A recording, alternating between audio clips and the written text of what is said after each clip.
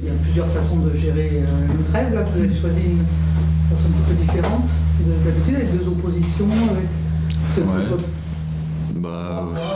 Non, rien de particulier. Bon, après, je voulais voir certaines choses, le système, des joueurs, voilà. Je brasse beaucoup en ce moment, pour vous brouiller les pistes aussi. Le jeudi, demain, ça sera entouré, donc normalement, je vais mettre l'équipe demain qui va démarrer, mais voilà, c'est bon, pour surprendre l'adversaire, c'est pas pour vous surprendre vous, hein. On va pas vous mettre en difficulté, mais voilà, aujourd'hui, on a un avantage par rapport à certaines équipes, c'est qu'on peut jouer avec plusieurs systèmes, donc ça peut un petit peu les surprendre avant de recevoir la feuille de match. Ils savent pas trop comment on va jouer, donc puis comme j'ai beaucoup de joueurs qui peuvent jouer aujourd'hui, ça rend encore plus difficile les choix de l'entraîneur adverse. Justement, la trêve avec les matchs internationaux, ça a permis de mettre un peu tout le monde à niveau. Par exemple, l'Asie avait besoin de matchs, Maniac on avait besoin de repos. Est-ce que ça c'est utile? Ouais, c'est bien tombé. Bon, Ludo, il s'est fait expulser, donc il a fait qu'un match. Il est rentré plus tôt. Landry Nguemo, c'est dommage qu'il n'ait pas eu ce deuxième match parce que lui, il avait besoin de jouer. Bon, Yaro, il a joué 70 minutes et 45 minutes. Après, c'est vrai que moi, j'ai quand même dans l'esprit les 3 matchs qui arrivent, donc partager un petit peu les temps de jeu pour tout le monde pour arriver contre Ajaccio, le 3e match, avec quand même des forces vives. Voilà, c'est un petit peu le boulot aujourd'hui, c'est que je pense déjà à la série des 3 matchs. Et puis je fais en fonction des joueurs qui ont joué en sélection et ceux qui n'ont pas joué. Vous envisagez chaque fois le premier match championnat en fonction de la série qui suit? Ouais, après, bon, c'est une ébauche. Hein, on ne peut pas vraiment faire ça. On ne peut pas prévoir les équipes parce qu'il y a des blessés, il y a des méformes, il y a des choses qu'on veut changer. Mais j'ai une idée quand même pour les 3 matchs qui arrivent. Parce que le rythme, en fait, le rythme de l'Europa League et du championnat, en fait, c'est chaque fois 3 matchs, puis une pause, mais plus de temps. À part avant Noël. Ça vous convient bien? Pas trop, non. Jouer à 14h, non, ça m'arrange pas du tout. Non. Mais bon, chacun son boulot. Je pense que s'ils ont fait ça, c'est qu'ils peuvent pas faire autrement. Et puis voilà, je suis obligé de m'adapter. Mais bon, nous, on est tombé à 14h contre Nice, il faisait 35 degrés. Donc bon, maintenant, je pense que ça sera un peu mieux quand même, au niveau de la chaleur. C'est ça qui nous a un petit peu surpris. Mais bon, je pense que contre c'est qui c'est on joue Ajaccio. Non, Ajaccio.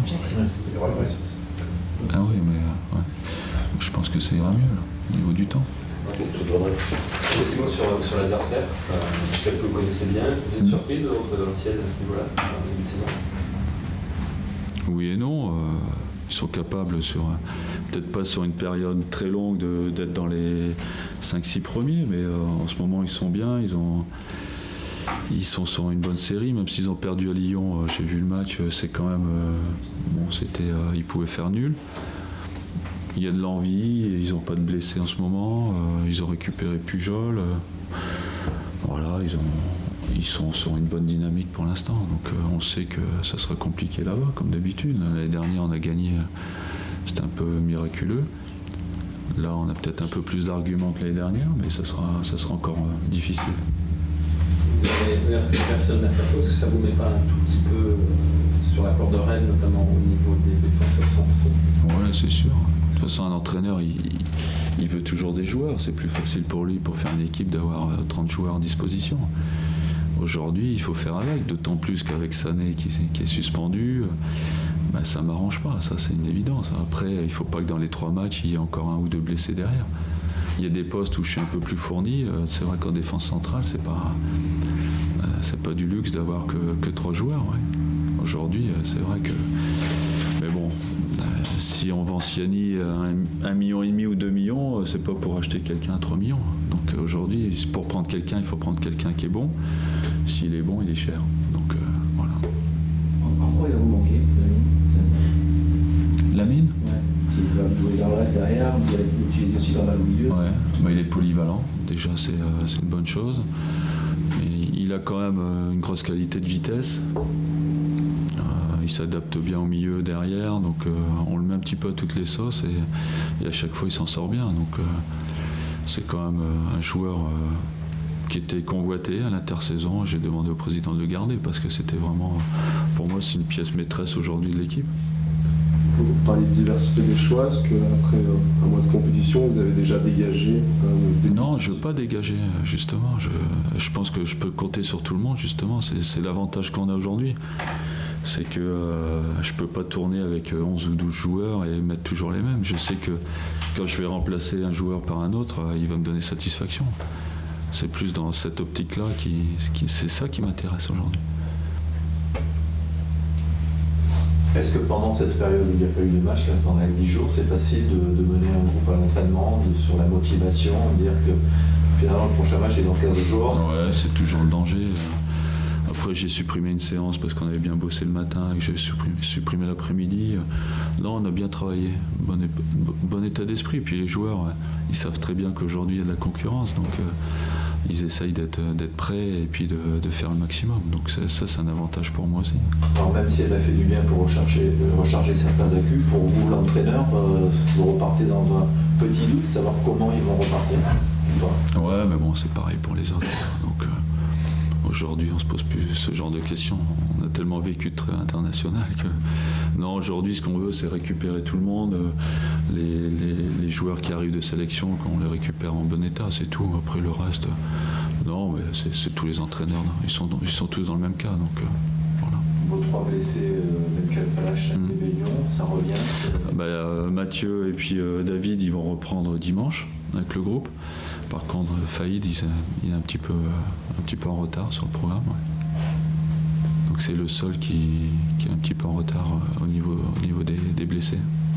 Dimanche, c'est-à-dire au décrassage? Oui. Vous savez qu'on fait un décrassage maintenant.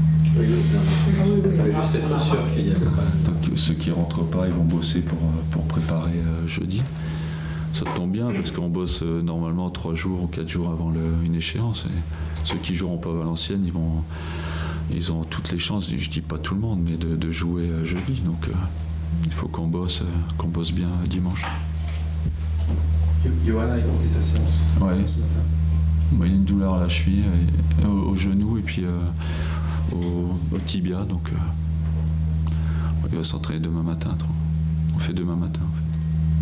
Vous êtes inquiet de ce que vous avez échangé avec lui? Non, c'est embêtant ou... Non, c'est pas bien méchant. Non. Chez Diabaté, c'est pas entraîné? Non, il va s'entraîner demain matin. Et il s'est fait une petite entorse de la cheville aussi. Et il a pris un coup sur le genou, donc hier c'était une momie. Aujourd'hui ça va bien.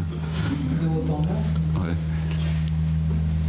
Si on compte sur la fin du championnat, je sais qu'on n'en tient pas compte, mais dans la dynamique, vous êtes invaincu depuis 4-5 mois. Il y a plusieurs... Il y a 2 mois de vacances quand même. Il y a plusieurs des joueurs qui exprimaient le fait qu'aujourd'hui le groupe avait la haine de la défaite. Est-ce que ça s'implique et comment? C'est quand même bizarre qu'ils disent ça maintenant parce que... Oui, c'est ça. C'était qui a dit ça? Si c'est un mec de 30 ans ou 25 ans, il aurait dû l'avoir un petit peu avant. Hein. Bien sûr qu'on n'aime pas perdre, les joueurs non plus. Mais après, c'est vrai que c'est un petit jeu d'aller le plus loin possible. C'est toujours mieux les lendemains de match quand on ne perd pas. Même quand on fait des nuls, contre Nice, on est déçu, mais après, bon, on garde cette dynamique.